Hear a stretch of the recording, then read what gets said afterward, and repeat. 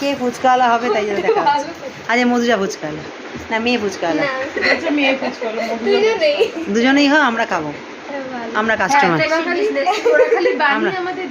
আমরা কাস্টমার। হ্যাঁ দোকানদার খায় না কিন্তু।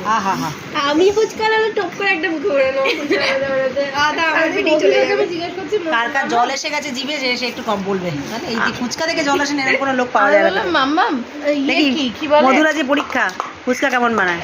সঙ্গীতা মিমি বললো ভেলপুরি নেবে, হ্যাঁ। তা কি নেব, চপ নেবো না এলো, বলছে আহানা যদি চিংড়ি করে কিছু ভালো খায় সেটা হলো ফুচকা। আমরা যখনই বেরোই কি খাবো ফুচকা, আমার প্রথমে ফুচকার কথাই মনে হয়। অবশ্য প্রিয়াঙ্কা ফোন একটু আছে প্রিয়াঙ্কা ফোন করেছিল একটু আগে, রাস্তার মধ্যে আমর খায়। রাস্তার মধ্যে ফোন করেছে। দেখি ঠিক বানাচ্ছে নাকি, মধু পাস করলো কিনা, জলটা বেশি হয়ে গেছে। এটাকে তুলে দিয়ে এর মধ্যে জল। না না খেয়ে এখন দেখাও কার কার জল আসলো, খেয়ে দেখি কেমন। তুই খেয়ে বল, তুই কি বল, ওই দুটো পাতা দিয়েছে, তুই খেয়ে বল। হেভি হেভি না কে লগাই লগাই দেখেছি পারফেক্ট ব্লগার। আমরা কিন্তু স্পন্সর করি না। হেভি।